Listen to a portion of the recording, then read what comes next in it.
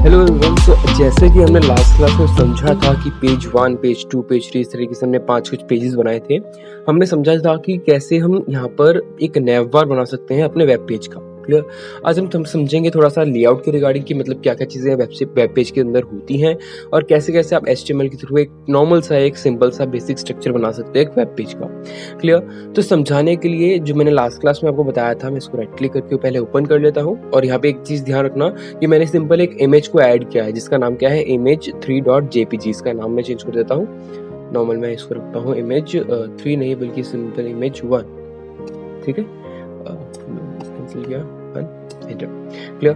Then उसके बाद क्या है, यहाँ पे जो मेरा पेज था मैं इसको ओपन करता हूँ। जो हमने लास्ट क्लास किया था वही कोडिंग इसके अंदर ऑलरेडी है। मैं इसको नोटपैड के थ्रू ओपन कर लेता हूँ। ठीक है, ये नोटपैड के अंदर ओपन कर लिया, इसको मिनिमाइज कर दिया और यहाँ पे मैं इसको ओपन कर लेता हूँ बाय क्रोम। ठीक है, दोनों ही ओपन कर लेता हूँ ताकि मैं नोटपैड के अंदर एडिट कर पाऊँ आज की वीडियो के लिए और क्रोम के अंदर मैं उस चीज़ को रन कर पाऊँ। दोनों को मैंने ओपन कर लिया है और उसके बाद कुछ ठीक है, ओके। तो ऐसा कुछ क्वेश्चन हमने लास्ट क्लास सीखा था कि हम कैसे बना सकते हैं एक नैव बार को टेबल के थ्रू। और पेज 2 पे क्लिक कर रहा हूँ तो पेज 2 ओपन हो रहा है, पेज 3 ओपन किया तो पेज 3 ओपन हो रहा है।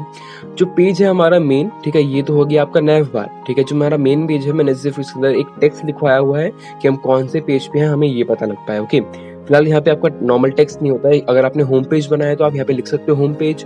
अगर आपने अबाउट पेज बनाया है तो आप यहाँ पे लिख सकते हो अबाउट पेज। क्लियर? कहने का मतलब ये है कि मैं यहाँ पर इसको मिनिमाइज करता हूँ और इसकी कोडिंग को ओपन कर लेता हूँ। मैंने यहाँ पे क्या किया, सिंपल इसकी कोडिंग को यहाँ पर ओपन कर लिया। मैंने क्या किया, सिंपल यहाँ पे मैंने लिखा था पेज 1, पेज 2, पेज 3।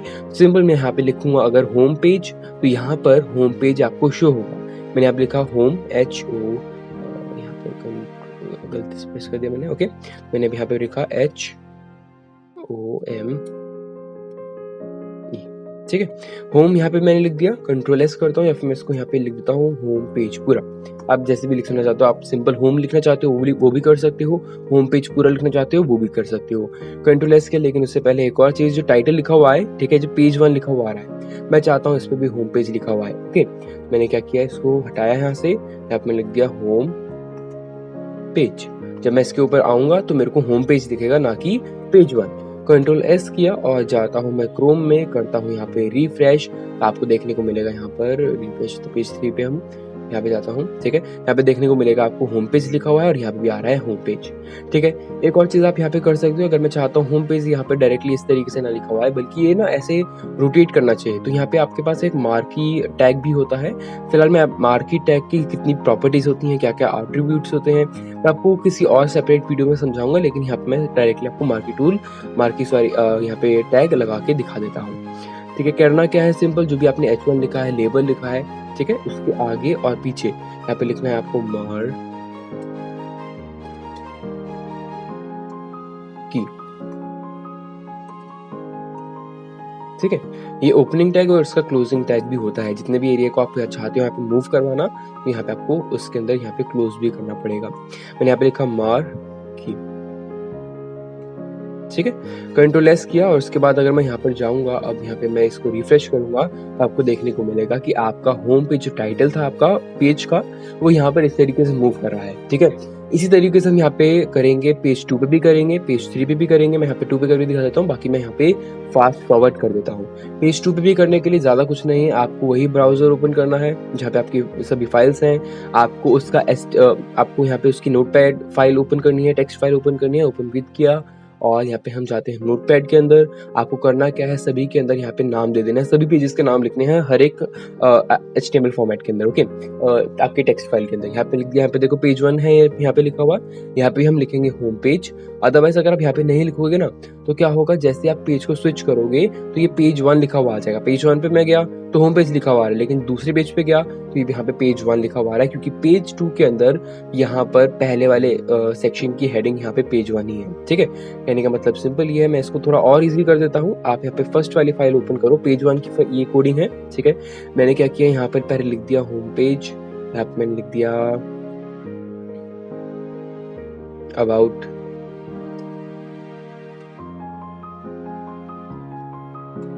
अस। ठीक है, और यहाँ पे लिख दिया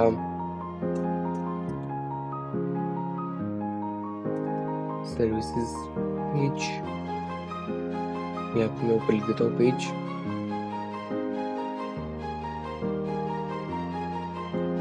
ठीक है, देन उसके बाद हमारे पास और भी पेजेस होते हैं, जैसे कि यहाँ पे होता है आपका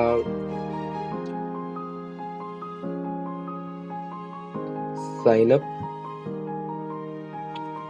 पेज। ठीक है, और ये जो मैं टेक्स्ट लिख रहा हूँ आप इसकी जगह कुछ भी लिख सकते हो, जरूरी नहीं है कि यही लिखना है।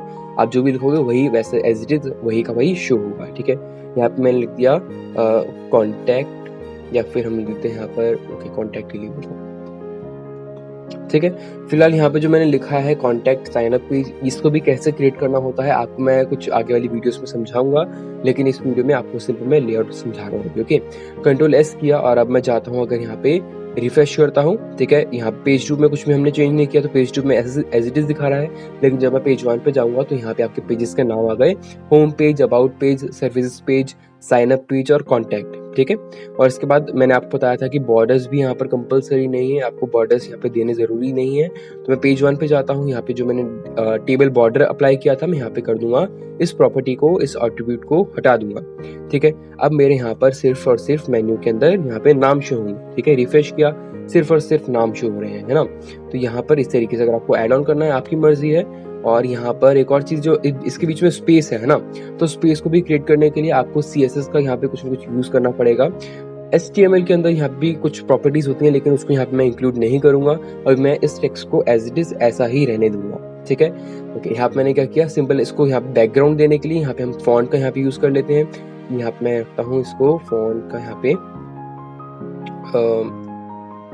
या फिर इसको भी छोड़ते हैं अभी के लिए, यहाँ पे सिंपल मैं बॉर्डर ही अप्लाई कर देता हूँ, बॉर्डर इक्वल्स टू, और यहाँ पे मैंने दे दिया सिंपल बॉर्डर, हम यहाँ पे थोड़ा सा एक्स्ट्रा अप्लाई कर देते 3, तो लेस किया। ठीक है, अभी के लिए इसको जितना सिंपल हम रख सकते हैं उतना ही सिंपल रखते हैं। मैंने यहाँ पे सिंपल बॉर्डर इस तरीके से अप्लाई कर दी है। देन उसके बाद क्या है, यहाँ पे नीचे मेरे को चाहिए एक इमेज, मैंने आपको इमेज टैग भी बताया था, और उसके लिए मैंने यहाँ पर एक इमेज ऑलरेडी लगाई हुई है ना, कि मेरी इमेज यहाँ पर है, किस नाम से, इमेज स्पेस 1.jpg नाम से। तो मैंने क्या किया, सिंपल मैं जाता हूँ पेज 1 पे, ठीक है, और इसके नीचे मैं चाहता हूँ मार्की के नीचे आए। ठीक है, तो इसके बाद मैं यहाँ पे होम पेज के नीचे एक इमेज इंसर्ट करवा रहा हूँ, IMG लिखा मैंने, कैप्स लॉक ऑफ कर देता हूँ। ठीक है, IMG SRC equals to upper code के अंदर इमेज का नाम, image space 1.jpg, upper codes बंद, क्लोज किया, कंट्रोल S किया।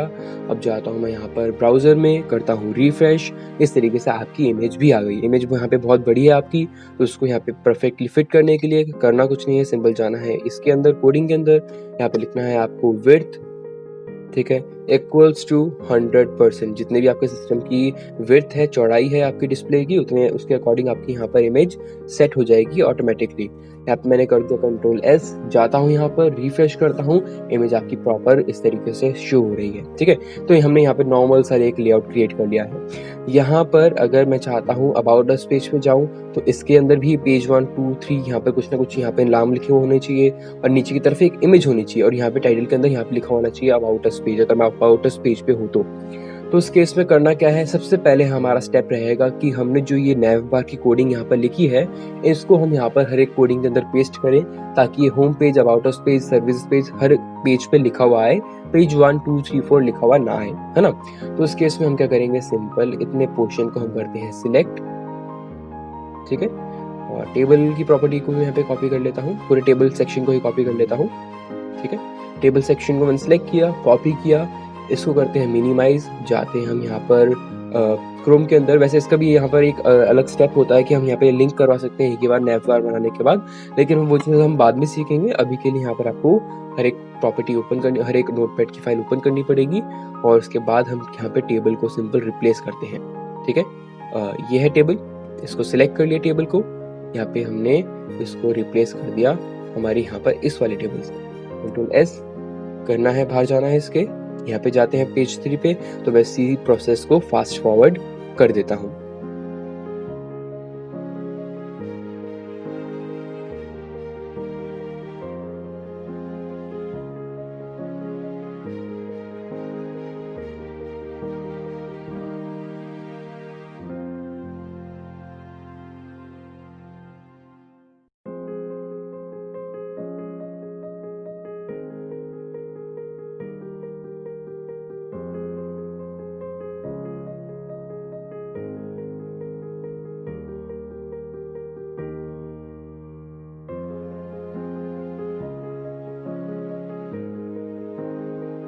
ओके, तो फिलहाल यहाँ पे मैंने सभी चीज़ें कंप्लीट कर ली है और उसके बाद यहाँ पर अगर मैं जा रहा हूँ होम पेज पे, तो आपको नॉर्मली जो होम पेज लिखा हुआ आ रहा है टेक्स्ट और इमेज हमने नीचे लगाई है।